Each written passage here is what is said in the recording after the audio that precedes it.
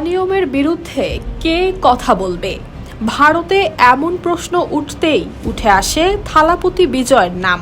আর তাই জেনজি আন্দোলনের উত্তপ্ত সময়ে তিনি কি সিদ্ধান্ত নেন সেটাই যেন ছিল কোটি মানুষের কৌতূহলের কেন্দ্রবিন্দু। অবশেষে সেই অবস্থান প্রকাশ করেছে বিজয়ের দল টিভিকে।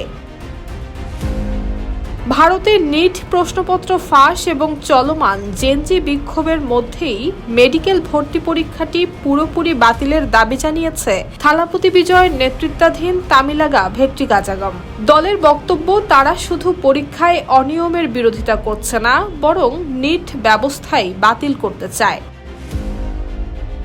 21 জুলাই দেয়া এক বিবৃতিতে দলটি জানায়, মেডিকেলে ভর্তিচ্ছু শিক্ষার্থীদের জন্য জাতীয় পর্যায়ের এই ভর্তি পরীক্ষা বাতিলের দাবিতে তারা অটল এবং আপোষহীন।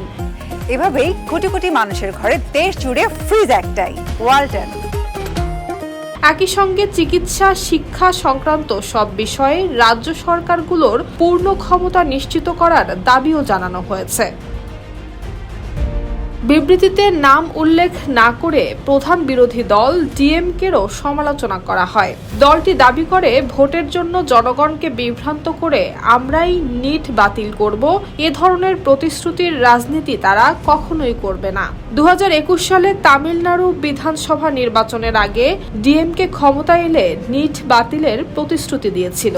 এছাড়া অন্যের আন্দোলন, ধারণা এবং পরিশ্রমে নিজেদের কৃতিত্ব দাবি করার রাজনীতি বন্ধ করার আহ্বান জানিয়ে টিভিকে বলেছে, তাদের দলকে লক্ষ্য করে এ ধরনের সমালোচনা অবিলম্বে বন্ধ করা উচিত। জেনজি আন্দোলনের উত্তাল সময়ে থালাপতি বিজয়ের দলের এমন বার্তা এখন ভারতের রাজনৈতিক অঙ্গনে আলোচনার কেন্দ্রবিন্দু। News desk, Bangladesh bulletin.